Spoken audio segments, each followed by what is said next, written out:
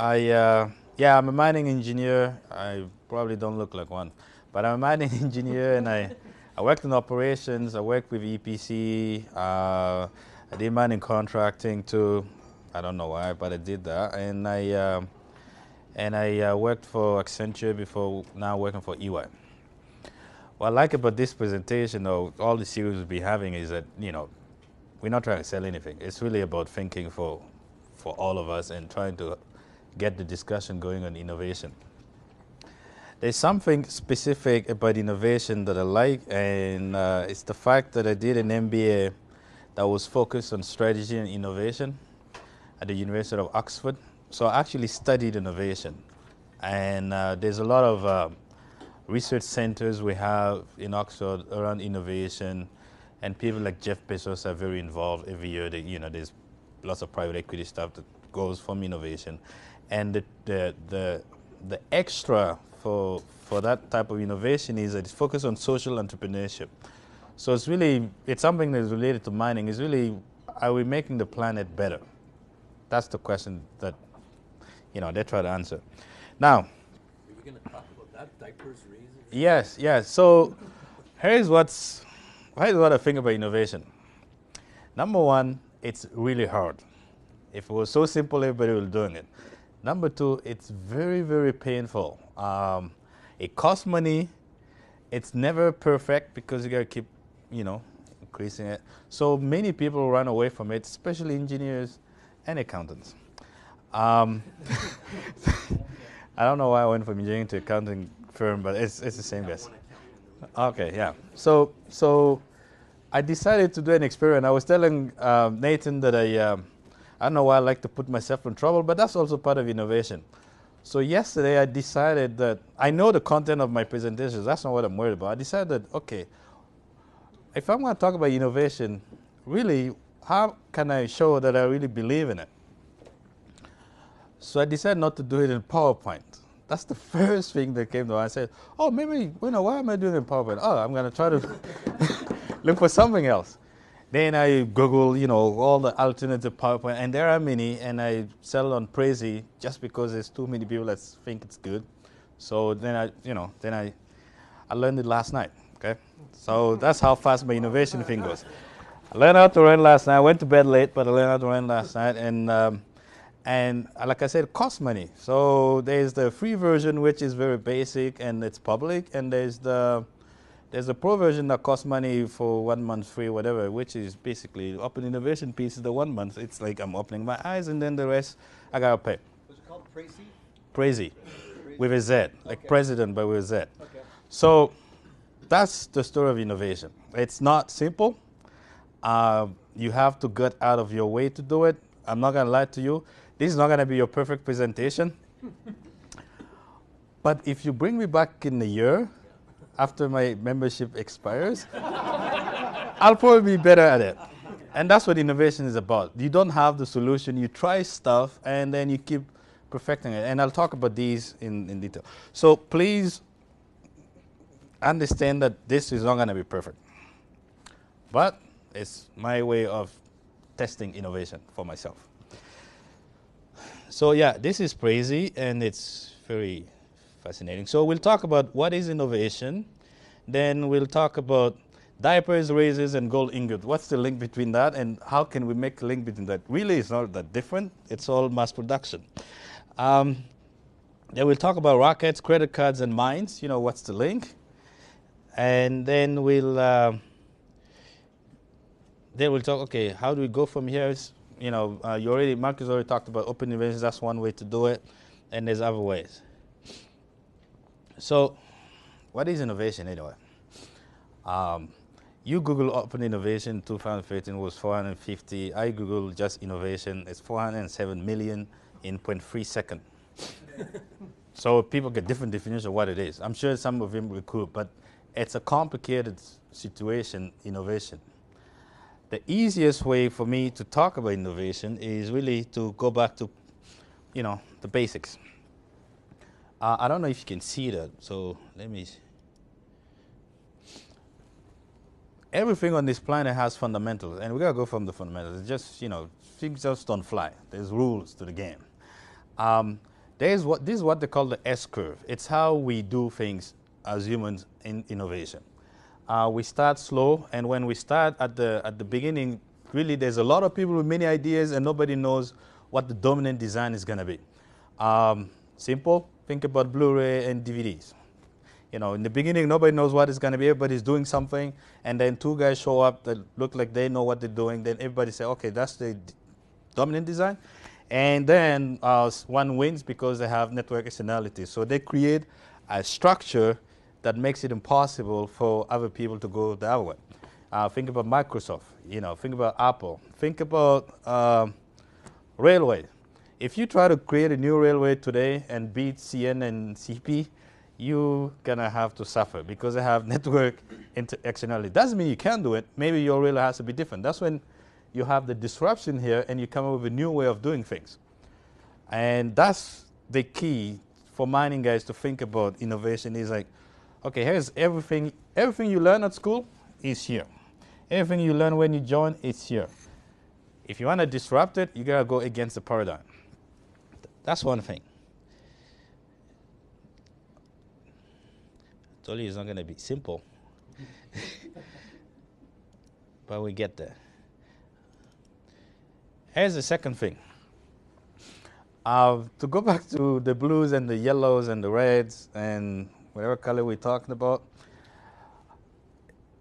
an innovator or somebody that really drives innovation is really not different from the human being they are.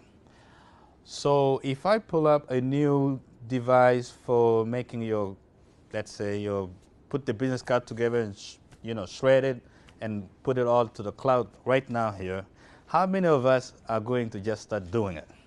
Not many.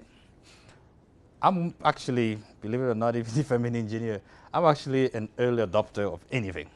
If somebody tells me there's, there's this thing that you can use and then it can transport you from your office to your house in 5 seconds, I'm like, oh, where is that? Then I'll test it. This is, they used to call them the crazies, but these are the people that line up at Best Buy or whatever at night to get the first product. There's not a lot of us doing that. And in mining, I think we both, if there was a section here, we'll be over there because we adopt when nobody actually cares about it anymore. So that's when we talk about innovation. Please don't do it at McEwen. But you go back to your company, look at your CEO, look at his BlackBerry, look at what he's wearing, and try to see what the other people are doing and see how far he is from that. That tells you a lot about whether or not he's going to drive innovation. Because the human being is still the same. The job is just a part of life. It's not really, it doesn't change the person. And then, here's where I think we fail in mining in general. We confuse the innovation in everything. What Marcus and his group are doing is really the disruptive one. It's really, oh yeah, why are we using water? That's disruptive. Most mining companies are comfortable in continuous improvement, which is actually how they call it the groups. Let's just, we doing, 2 loops in the pit, let's now do 1. Yeah, that's good. It's not a question about why are we doing loops anyway? But that's the question. So that's disruptive. Most people don't like doing disruptive stuff. Great people try to do, especially people that understand human nature, you try to be at the border. You say, okay, yeah, I'm going to move you a little bit until you suddenly discover yourself disruptive. But that's where, if you like disruptive stuff, you have to design a project that looks like this, but will slowly get them out. It's that simple. If you think about other companies I did work for before, BHP Billiton and the one-sub program, which is basically all the procedures are all in the computer. They want to do something, everything centralized, standardized. They didn't start with that. They started by making sure all the procedures are the same. They started by telling people that they have to have the same look of offices around the world. So you got to start something that looks like nothing, and you slowly get them out. So that's basically fundamentals for innovation. And you guys know this guy, that's Kutifani. He's talking about R&D type innovation. That's something else. it's a line in your basically in your statement, so it's kind of complicated. But we know last year there was a report about it. I'm sure that Carl would have talked about this again today, like from CIMIC. So we don't innovate. We don't do. We resources. Sometimes people say, "Oh, mining is different. It's more traditional, more conservative." Where we last time I checked in this country, when talk oil and gas is a very more conservative province than anything else we do. And then there was a research that EY did to try to ask a bunch of CEOs and COOs, why is it that we're not innovating? So people are saying, oh, we need to go back. Like that's what Deloitte report says again. We need to go back to the basics. We need to be operational excellence. But we can't just go back and make it happen because number one, we get different people, different realities. So we have to go back, but go back with innovative ways to do it. We used to do innovation. I mean, I'm sure the first scoop drum was a big deal, and then we took it, then we made it into a remote scoop drum. That's great. It's continuous improvement. But we didn't do anything beyond that. There's still scoop drum anywhere I go. So it's like the question is, what's the next scoop drum?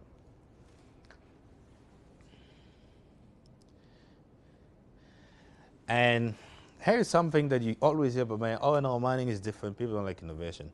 Well, I've never seen a mine where people don't have smartphones. I've never seen a mine where people don't know what an iPad is. Even if you go to some, remote places in Africa, they know what it is. So you can see what happened to the smartphone. It went from this to this. So this is the scoop drum, and we're probably like here, in my view. We haven't, we didn't think enough about what it's supposed to do. So when you're having your BlackBerry, especially the new ones, not the old ones, people have the old one, I always wonder why. It's comfort, yes, but it's not innovative. If mining people develop phones, they'd be as big as this room. That's, yeah, I agree. And they'll weigh 400 tons. Yeah, and they'll weigh a lot, yeah. Made of gold. Yeah. That would be right. Yeah, so we do innovation every time. Navigation systems. When I first came to Canada, I remember there was a navigation system.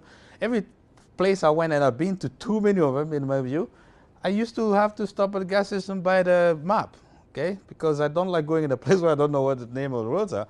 I used to do that. Today I don't. I went to the US not long ago and I was like, oh yeah, I don't even need to buy a map. I can use my phone. The GM CEO was talking about the fact that his own kids do not believe in the navigation system that is coming with the car because it's like 4K more. They just use their phone and it's faster and it's reliable because the towers are closer than the GPS now. So that's another thing. Your smart meter, you want to know how your power is going. You want to know things right away. Well, you do it. And then I'm not even talking about social media. People are curious. They want to share stuff. Don't you think your employees want to do the same? I'm pretty sure they want to do the same.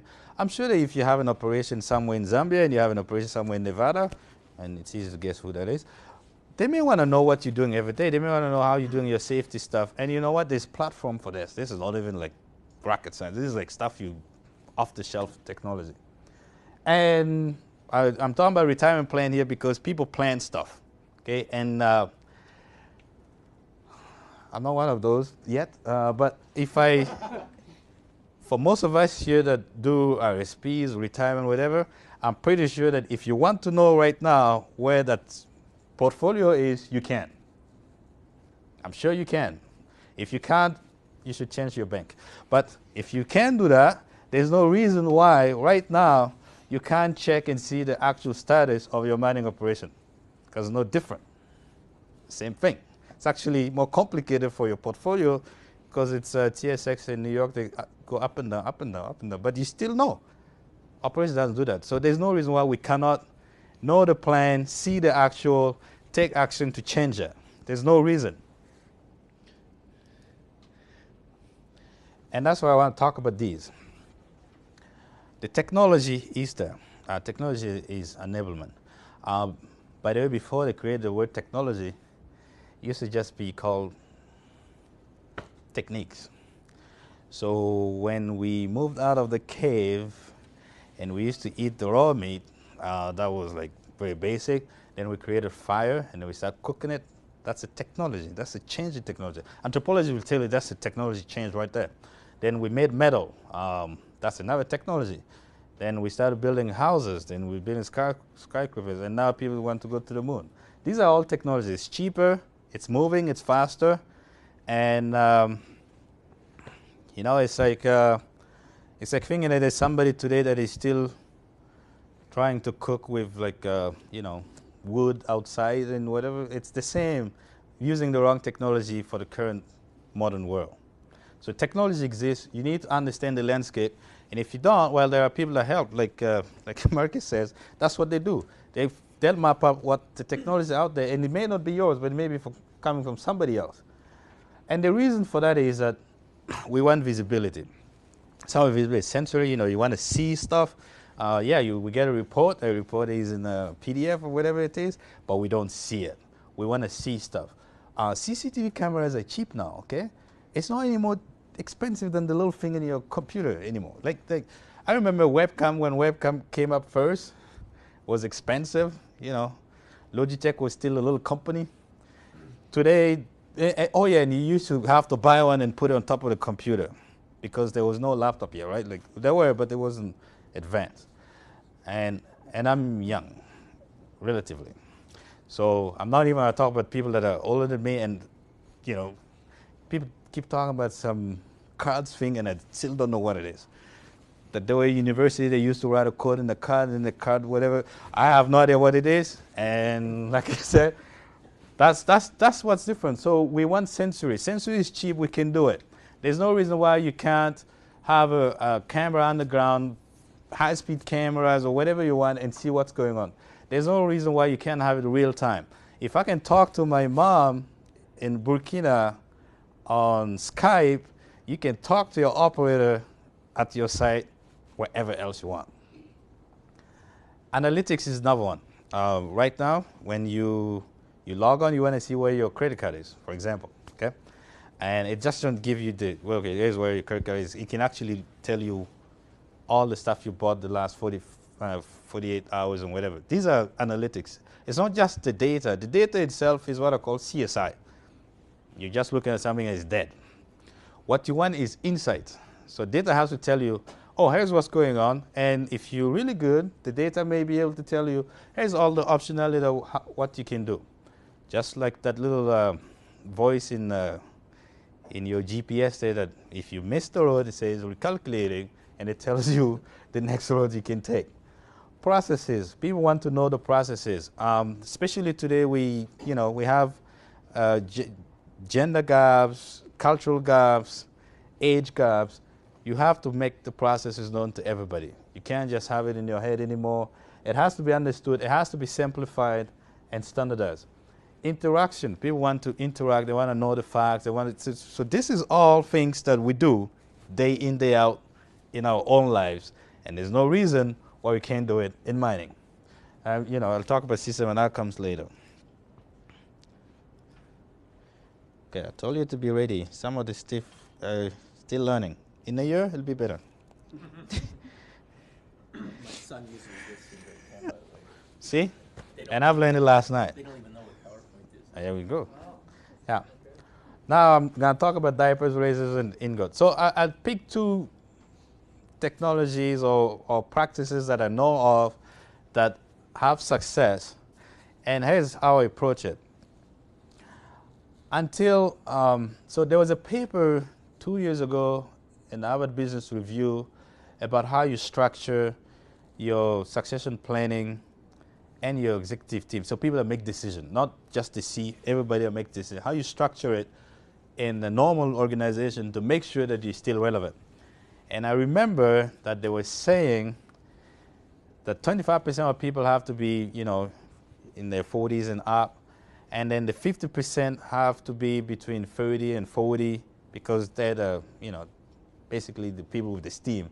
And then 25% will be the young guys that have no idea why we're doing the way we do things. So what I did is try to look at the industry and say, okay, what is easier to do? Because maybe for the next 15, 20 years, we're going to have those 25% that are risk averse, which makes a lot of sense. There's an economic theory about hyperbolic discounting.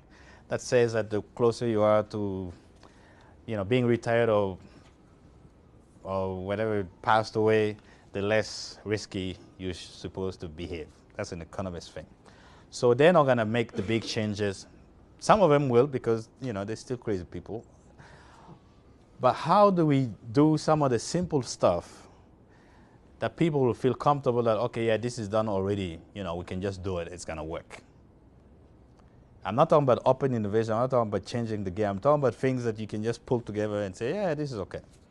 I'm not talking about buying iPhone 6. I'm talking about buying iPhone 3 that everybody knows, oh, this one works. Don't sell it anymore. Yeah, probably. See? That's mining. It's late. So I'm going to talk to you guys about Procter & Gamble. I know you mentioned it. Procter & Gamble created something called reliability technology. The name is misleading, but I'll talk to you about it.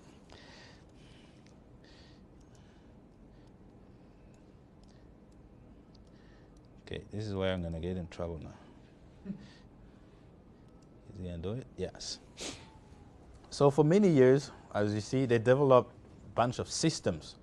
And they were lucky. So this is where my mining background mixes with this, because I worked in uranium for a time. So the Los Alamos lab in the US had capacity, like calculation capacity, basically computer capacity. And they wanted to do stuff. So they approached Procter & Gamble and said, hey, do you get things that we can help you with? And Procter & Gamble started working with them on analytics. What we call today analytics, they figured this out a long time ago. And how they did it is they started looking at all the system and optimizing the manufacturing system. And they also looked at the people behavior. They looked at the technology, all the key elements to make sure that when you go buy the diaper, it's still the same diaper. If you buy the box of diaper, the failure rate is really low, if not inexistent. If you buy a razor, because you don't think about that, but when you buy a razor, you're expecting that it's the same one like before. Well, because there's a whole lot of system in it, and Procter & Gamble calls it reliability technology. So what it did is, integrated approach, process system-based, and using analytics, fixing the mistake as they go. Yeah, this didn't make like the Toyota system, whatever, because Toyota system is something else. But this is really intrinsically how you produce something with controls, and a lot of it with less mistakes. I think mining guys want to have that. That's what I believe. And okay, this is where I have to talk about EY. I didn't really want to, as you know, they took the logos out. Basically, EY and Procter & Gamble were working to, EY is more like risk averse. EY will come and tell you why you shouldn't do something because it's risky. But they also will tell you, well, but here's this thing you can do and it's low risk. So EY and Procter & Gamble work together on this implementation piece. And now EY bought like a patent from Procter & Gamble to go and implement in every other things. And of course, we tried it in mining. And I'll talk about that. So that's what the patent is. But it's going to expire in 7 years. So if you have money, get ready. In 7 years, you can go get your own. So here's the methodology. We do that a lot. Downtown analysis, you get a junior guy, sits there, takes all the mechanical data, and sits down and tries to tell you what's going on. Pareto is something that anybody in Lean Six Sigma like to talk about. But the question that Procter & Gamble tried to address is the competing causes. What created what, and it made it all complicated. One of the guys like to take an example of him and his family stopping at a restaurant because one of the kids wants to go to the bathroom. They stop at the restaurant, it's supposed to take 5 minutes. The kids can't go in the bathroom alone, so they go with the mom. And then the other kids, when they walk in, the mom says, oh yeah, I needed to buy a lipstick. So she buys a lipstick, but there's a kid that wants to buy, I don't know, a cookie. Then they're trying to buy a cookie and the lipstick. And suddenly one of the kids wants to go to the washroom too. So he goes to the washroom, comes back. They're 15 minutes late, back in the car. What happened? It's a bunch of things that happen. And what the reliability technology tries to do is understand what created it first and then what happened later and go back and fix what created it first. So maybe it should have been that, okay, we should have just said every 100 kilometers we'll stop for 15 minutes because then we reduce the risk. And that's the approach that the reliability technology is taking. So it looks at all those pillars. So who's leading? Sometimes it's the style, like you're saying. Gotta make sure it's the right style of person leading. How the organization works. Maintenance. Maintenance is not just mechanical. How do we maintain stuff so that they stay at a productive level? And then you go on the processes, the qualities, and everything. And you can read it later and ask me a question if you want. And others did implement the same system, believe it or not. So General Mills, they implemented it, and they made 15 billion. I mean, this is where they're actually saving the money, increasing mean time between failure, decreasing number of stops. I mean, who doesn't want to decrease the number of stops of trucks? And how do you design your haulage ramp so that you don't even have the surveyor driving on the same one? If stops is the big deal, how do you do that? But first you gotta know that that's a problem. So that's where you do the mapping, and I'll talk about that later. And so that's what it is. It's a set of tools. They're very simple, and they help you figure out what's going on. Here's the test we did. Went to one of the iron ore miners, and we said, hey, there's this thing from Procter & Gamble. What do you think? And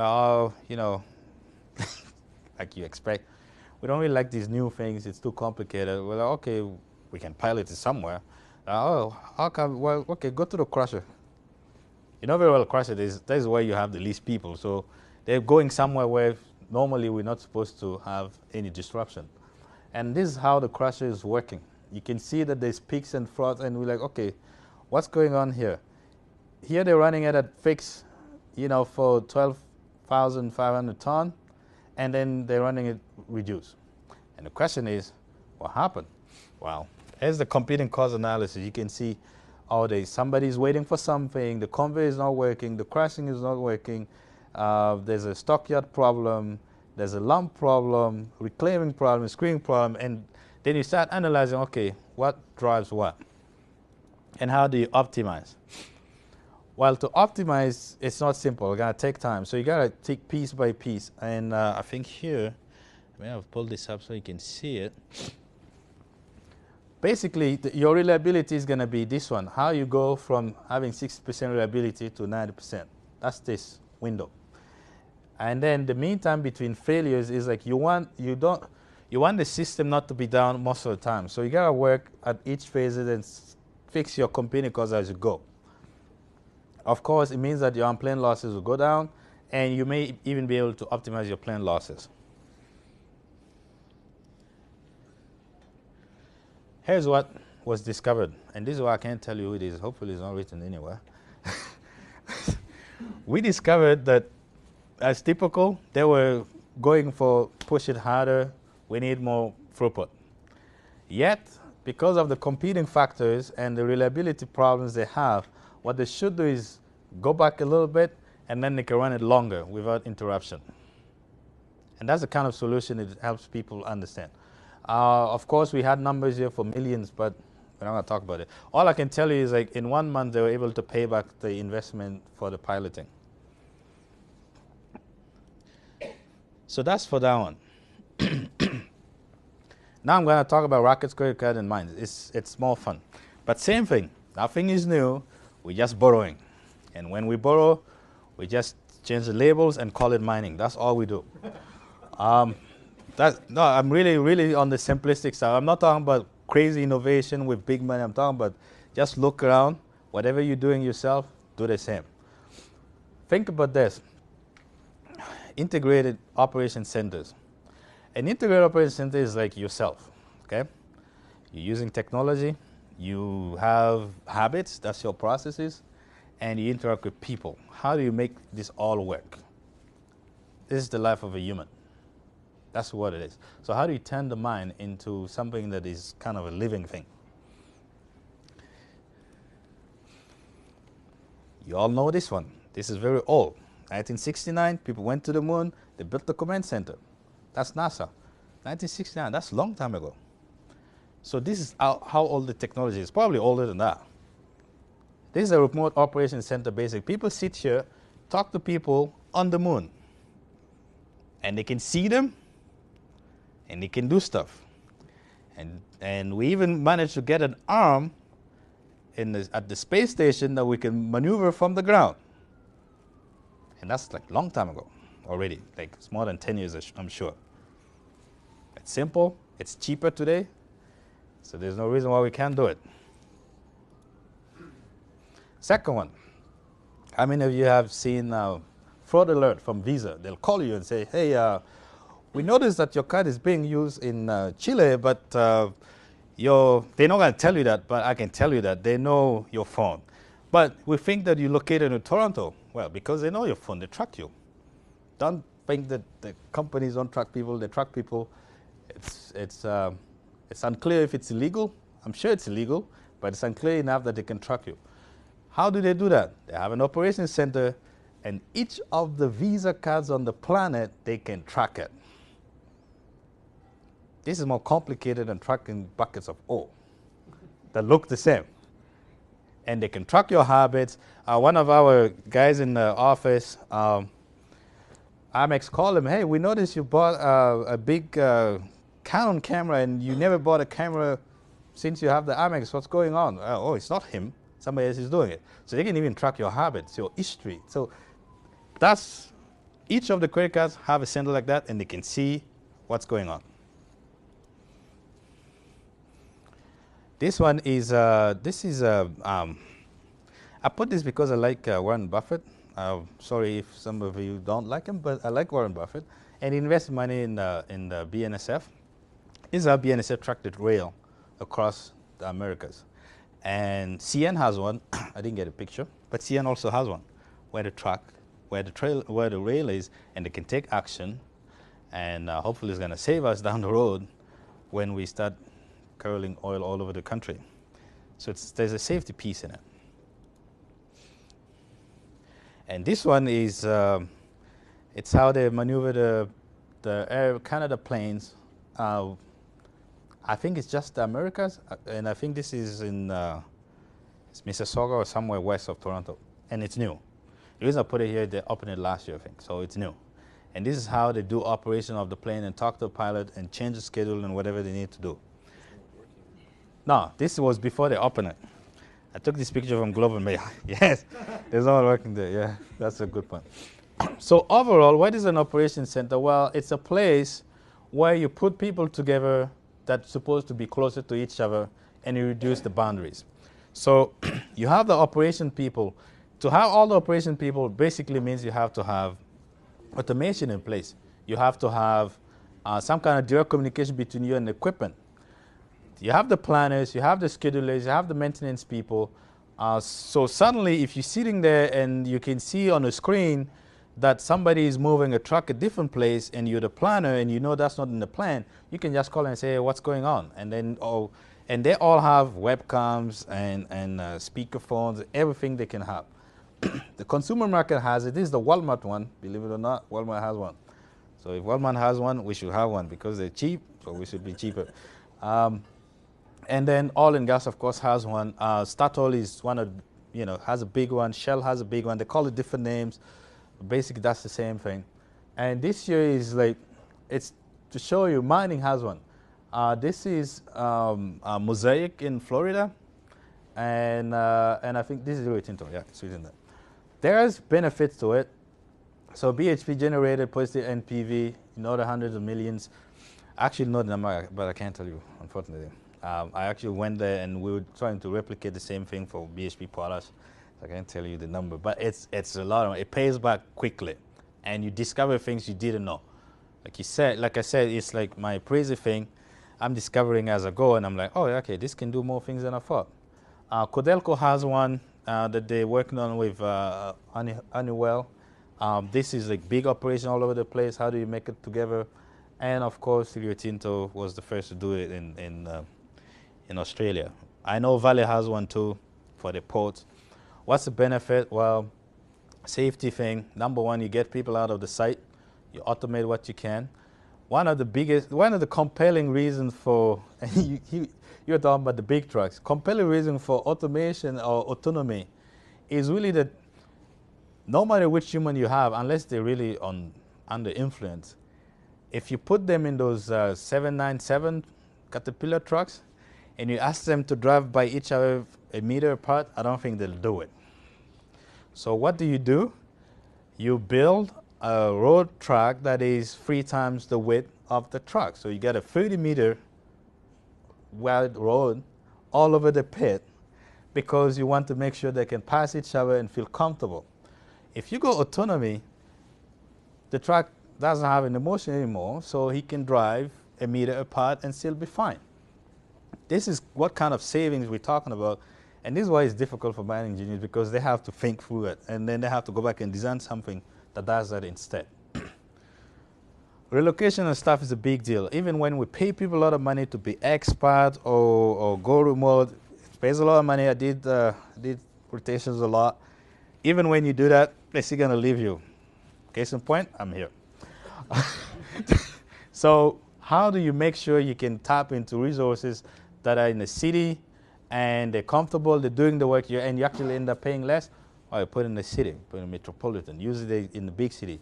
For Rio Tinto and Vale and Codelco and BHP, it's all in cities.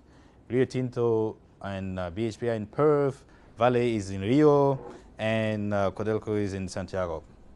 So suddenly you can get the best engineers, the best planners, best schedulers, and they're working together and they can see the site. It also creates, increased coordination. It's not a different department. The guys are actually on the same floor. You got mirrors just separating them, like glass mirrors, but they can see what they're doing. They can have a quick meeting. They can make a decision. They don't wait for a report. The planner doesn't wait for a report to know what's going on. He can see it on the screen, what's going on. And the reason that I actually volunteered to talk today was because of this big screen over there. And I thought that it was what the Australian call a production. It's called a PVT. It's for production value something. I don't remember the T. It's a technology, I think it is. So basically, they have big screens all over the office, and it shows what's going on at site. And the latest, because the system have different response rate. So the latest one is 20 minutes. So every 20 minutes, the picture you see on the screen is what's going on from the site all the way to the port. They can see if a boat is late, so they can slow down the train, reducing the energy consumption. They can see if somebody's broken down, they can swing it, and suddenly, like, you can get the scheduler changing it, talking to the planner, and there's a site, and the next level of it is to have the traders in the room. I think that's going to be messy, personally. But to have traders in the room, how many times would you hear marketing saying, hey, how come you're not producing this? Well, there's no how come anymore. He can see why it's not being produced. So there's a lot of benefit to it, and it's quite easy to implement. So this is what it's after. Vision alignment, people know what they're doing together. Standardization, you need to make sure all the processes are the same. You don't have one shift doing something, a second one doing something else. Human factors is the comfort. I can tell there's a lot of research in it. I was actually surprised to read about that. But it's basically, and the good news is I was surprised, but I was happy about it. Did you guys know that the best temperature under which a human operates is 23 degrees Celsius? There's a bunch of innovators or R&D people that studied that. So the operating center has to have 23 degrees Celsius. Now, in here, we would have just put a heat up. In Australia, it's a big deal because it's too hot, so I got to cool it down. So get all kinds of cooling system, and then there's noise levels you have to respect. And I wish my house had the same. Because when that fan goes, you don't want the guy to be like, oh my God, the air conditioner is going. And so there's noise levels, and the technology exists. There's lighting, how much light can they come in, what the screen look like. There's even the optimum number of screen that the human mind can optimally operate. And I can tell you the number, it's 8. And the 8 is really for the specialized, okay? The 8 screen is for the train operators that can do multiple things at once. For mining engineers, it's 2. Don't ask me. But it was 2. And then the operators have 6. And in that screen, there's, you have your CCTV going, and you have your planning numbers, and then you have what he can maneuver. Another thing I discovered that I found was fascinating is that our brain doesn't like multiple lights. It's funny that the dance club is completely the opposite, but our brains don't like multiple lights. So there's what they call abnormal situation management. It's a whole study on its own. So that says, okay, what you should show on the screen is everything grayed out. Only abnormal situation get pop red. So guess what? When you see a PVT in Australia, it's grayed out, and anything that has a problem is red. It's not red, green, blue everywhere. No, it's none of that. It's grayed out, and there's a lot of studies on that. That's what human factors are. And then there's the seat. If you're gonna sit more than 6 hours, then you need like a elevating and like a flexible table that goes up and down. A guy can stand up and do that. You don't want the guy to be disconnected from the system, so he has to have basically his headset when he's going to the bathroom and coming back, so it's always connected. Next level, of course, will be to buy the Google glasses and add it to it, but that's coming. That's where the technology can still be leveraged. So that's from now on. This is a BHP slide. You'll see it in everything they do. It's basically what's the benefits. Start slow, you go live, and then it goes crazy because suddenly you discover many other things you didn't know about. For example, they discovered that there was this guy, he's an operator, and every 11:59 at night, he has to go put a switch back on. Now, nobody knows about that. He just figured out on his own because apparently the switch was designed to shut off before midnight. So it's a clocked thing. So it doesn't know 00. So it shuts off, and then he goes and puts it on. How he used to do it, he has an iPhone, and that's where technology mixes weirdly with mining. And he'll set up his iPhone to ring at 11:59, and he goes and does it. When they put the guys together in the IROC in Australia, one of the operators noticed that there's this technician that 11:59 always going to the same place. So he asked the guys, what is the guy doing every time at this time? He's like, oh, no, because there's a switch there, and you know, he needs to do that every day at 11:59. They're like, but how come we never fixed it? And then they pulled the group together, and what they needed to do is just use a different switch that doesn't clock with, that doesn't like 00.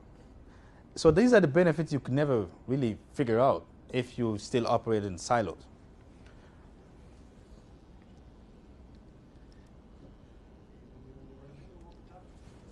And I've put this last because I've been there. This is the BHP Billiton one.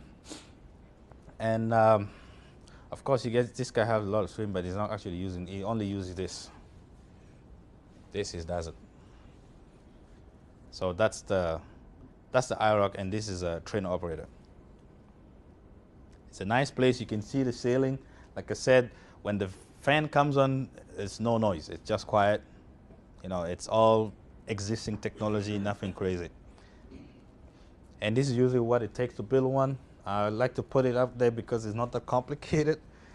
BHP actually built theirs over 1 year. And then it took them 6 months to run it. And then they said, oh, we opened it. But I was visiting it before they made it official. So, and these are the aspects it looks at people, how people work together, it looks at processes. There's all kinds of theory about it, and that we're basically borrowing from NASA, the Army, all the transportation guys, and it's, like I said, it's straightforward. So here's now my position about this. You gotta know your processes. Before you even create a vision, you gotta know your processes. I know companies that make a lot of money just mapping processes, showing people what the job is. So you just put a kid, and then the kid writes down, okay, here's what the process is, here's what's going. There are people that just do that. Now, there's beyond processes, your value stream, you know. When I hit process number 5 in the mill, how much value did I create on the ore that I took from the ground? It's simple calculation you can get to, and sometimes you don't have the people to do it, but consultant will do it for you, and it allows you to make the decision on where you're actually going to increase your value. The other thing I believe in is you have to re-examine your vision, and like I said, it's hard. It's hard.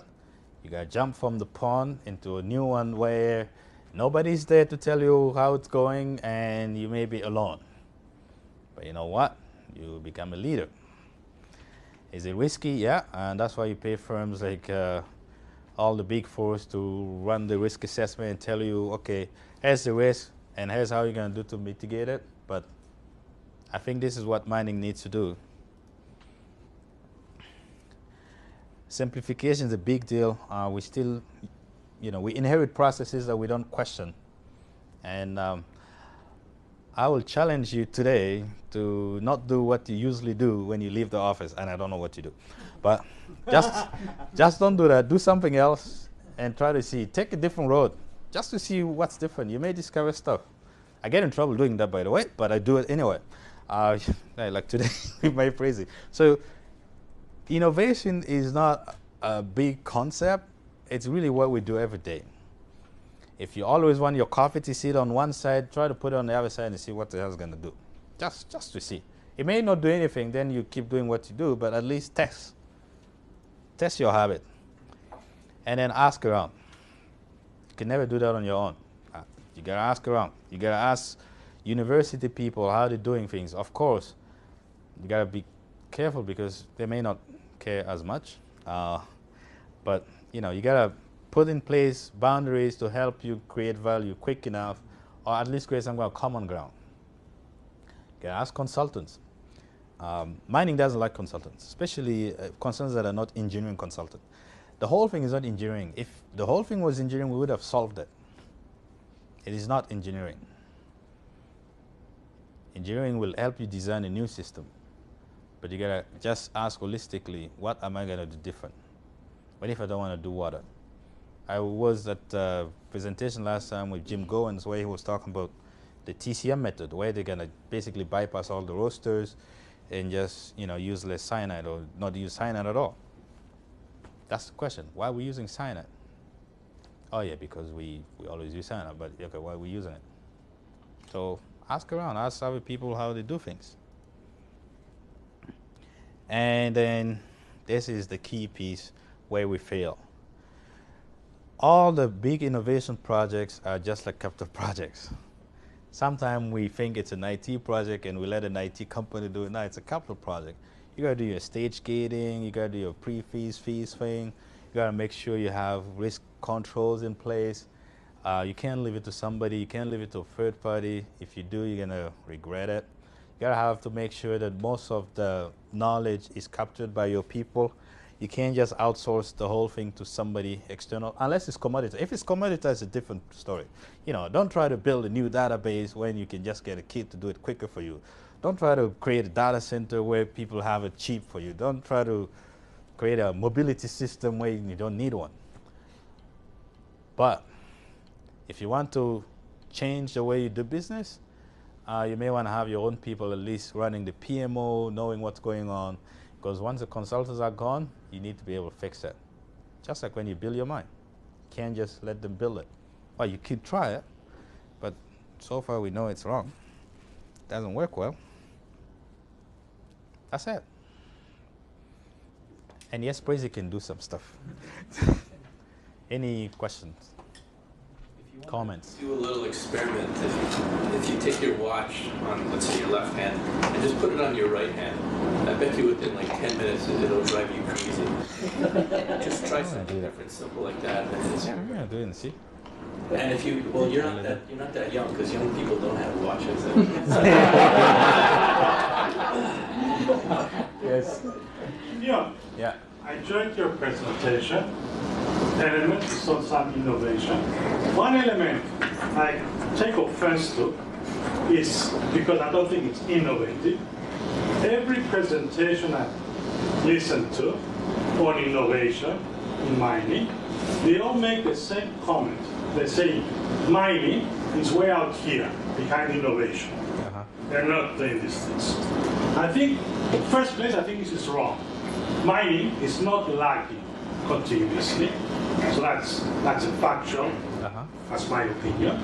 Second thing, we are giving the wrong message in your presentation it's an example of some innovative things done in mining, Yeah. as in the center in Perth and so forth. Yeah. So that's, I don't know if you want to. Yeah, no, I'd like to answer that because the first thing I showed was I wasn't talking about us. I was talking about mining innovating. I was talking about the type of people we are. Not if mining innovates or mining innovates. We know that, but the type of people we are more on the blue one. So it takes us forever to innovate. If we think about the IROC, for example, in Perth, or we think about Sam Welsh, okay. These are people. Sam Welsh came from oil and gas, okay. So we can't really call him that he's a mining guy. So that's where he brought the technology from, to do that. If you think about Marius Kloppers, Marius came from consulting. He didn't go from, like, yeah, he's a materials engineer, whatever, but he never really worked in a mine. He went to McKinsey, then he went into BHP in marketing, and ended up running the company. That's who does it. There's Rob himself.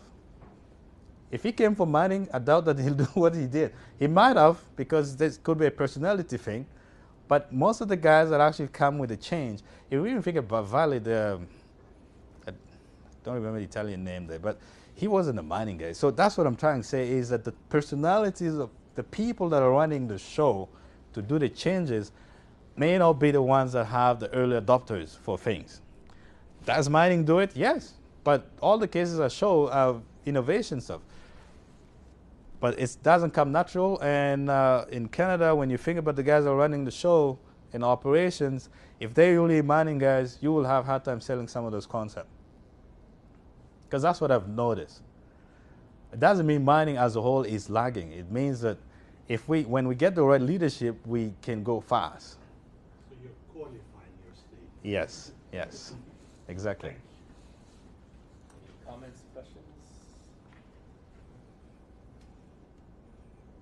Yeah, next time we go to a mine, ask yourself why they keep writing by hand. Ask yourself why there's so many papers for time and attendance and things like that.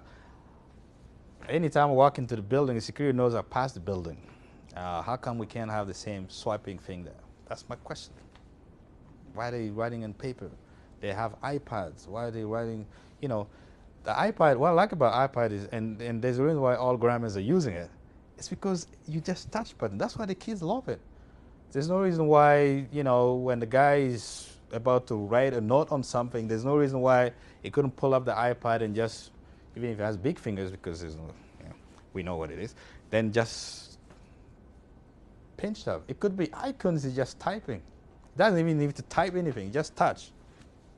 But we lagging on that. The reason for that, I'll give a great example. I was in a meeting, and I don't usually take paper and pen with me anywhere. And I started a meeting, and I start going like this. So many people have come forward and asked me, "You're so rude. Why are you on your phone all the time?" And I just show them all the notes that I've taken for myself. So it is a lot of it with perception Yes. as well.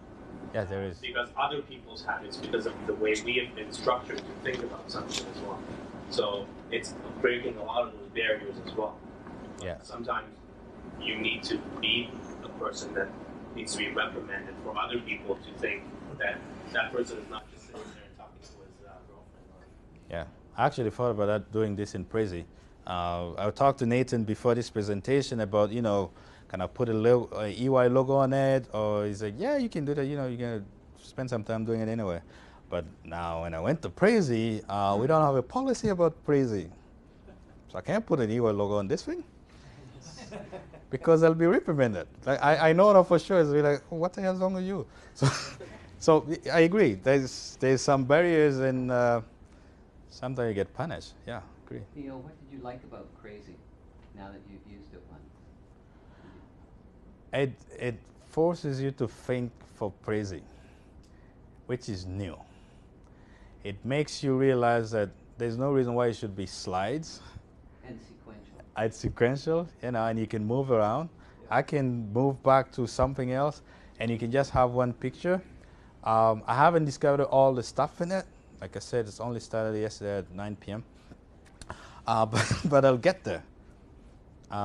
We can do a special presentation in a year, like I said. But yeah, that's what I like about it. It's cloud-based.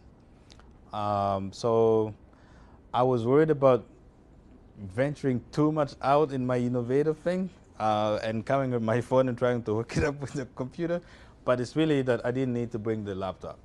Really, it's cloud-based. It's anywhere I go, and I can't lose it because today we have internet everywhere. But you know, in the past it would have been a different story. So sometimes you gotta think about infrastructure that helps you carry it around, and you can share it. Are you pleased with? Yes. Yeah. Oh yeah, I love it.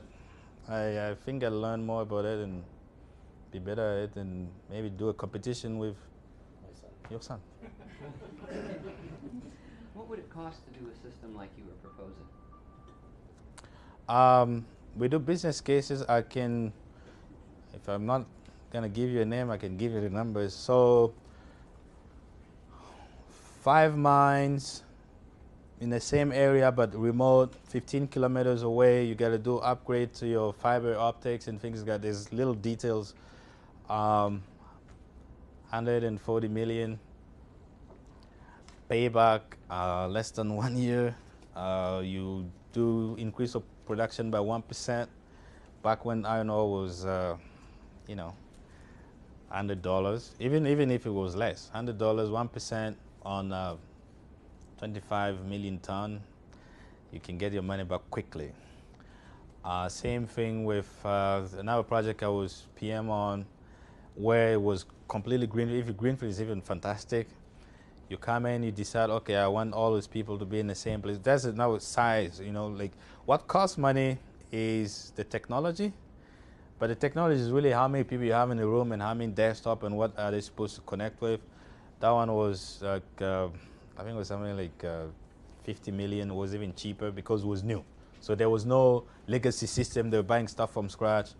50 million, and we expected the payback to be immediate because they were starting a process that was already cleaned up. I know that in general the rate of return on it within a year is 1 to 2% when you factor in all the stuff you can think about. Now there's subgroups to it. I didn't want to venture into that. I'm passionate about this, by the way. There's subgroups to it where you can decide, okay, I'm going to do maintenance excellence first. So I'm going to put because maintenance is my problem. So I'm going to put my maintenance guys in one room with the procurement guys to make sure that there's no delays and whatever. You can start with that. You can just say, okay, I'm going to create the system. I'm not going to do an operations center. Some cases it doesn't work because if you do operations center and you hire people here, then you don't hire people in whatever you have your mind, you may have some CSR problem. So I'm not going to do operations center, but I'm going to create a center within the mine where people sit there and not in the pit. I went to a pit of one of the biggest producers in the country here, and I was surprised that the dispatcher was sitting on top of the pit, okay? With all the screens. It looks like a remote operation. He can talk to the drivers and everything. He was sitting on top of the pit. He had all the cameras were sitting there, and then the plans were sitting in a different building, and then the mill guy had, I think he had like 12 screens, and he was using advanced applications too. And I asked him, how come they sit in different places? Oh, the guy wants to sit at the pit because he can see it. I said, why do you need to sit? You got cameras. You think cameras are lying to you? Where you need to sit? And he also has a GPS technology, so it shows the track and where the track is. It doesn't really need to. He didn't even need a CCTV to tell the truth. But it's paradigms, okay? I know many people that never believe in the backup camera. If you're one of those, this is the kind of situation it is. If there's a backup camera and the camera is good and showing the back, you're not supposed to put your hand and try to look in the back when you're driving your car. It's just like, what they're talking about.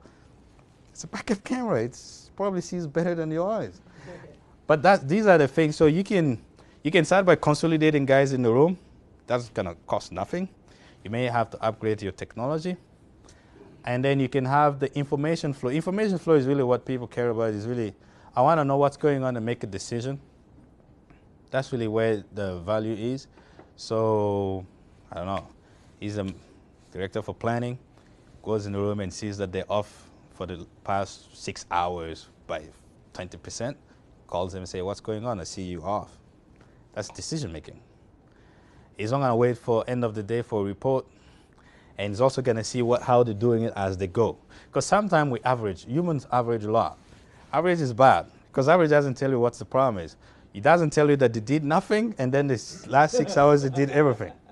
Because if that's what they did, well, you held them accountable and say, well, apparently you can do everything in 6 hours, so we're going to double production. That's kind of questions that I think I will ask people. Do you see financial reporting on the same time as operations reporting? Yes, because the value stream mapping links everything. So you can see both. You can see how much they're buying stuff. If you have a strong ERP, the ERP will actually have a I don't have a picture for that, but I'll tell you something else. The ERP will actually have how much they're spending. Every PO that goes out, you can actually have a screen for just how they're doing with budget. You can do that. You can link your consumption to your cost. You can see that too. You can. I went to Hangzhou in China to visit Alibaba campus.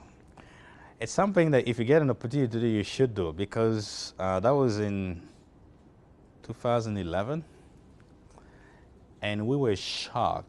These are, there's a lot of technology guys. This is from Oxford, and we were shocked. But what it was, there was a big wall. It's like double, so it's this width, but double in height, showing China and showing the map of the world, and showing how many people are processing things through Alibaba. Like a clock, it counts, and it shows where the processing is from. It says if they're doing banking, if they're paying a bill, or if they basically just getting a loan. It shows, it tabulates. It shows people that are creating Alibaba accounts. Every time somebody creates Alibaba, it pops up, and it's live.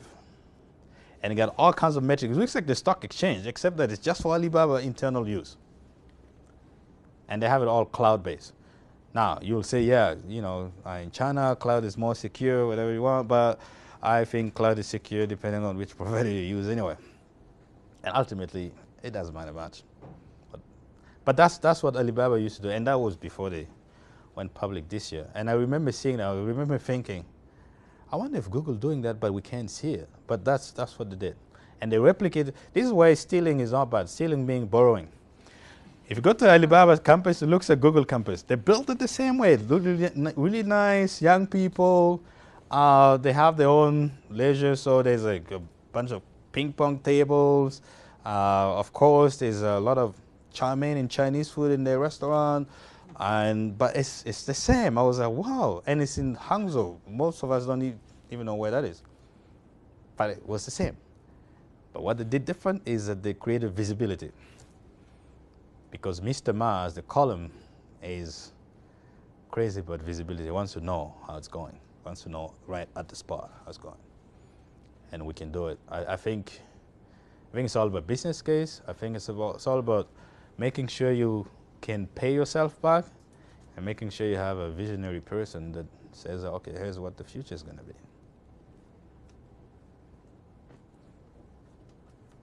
If there's no more questions, please join me in thanking Theo and Marcus. Thanks. Thanks.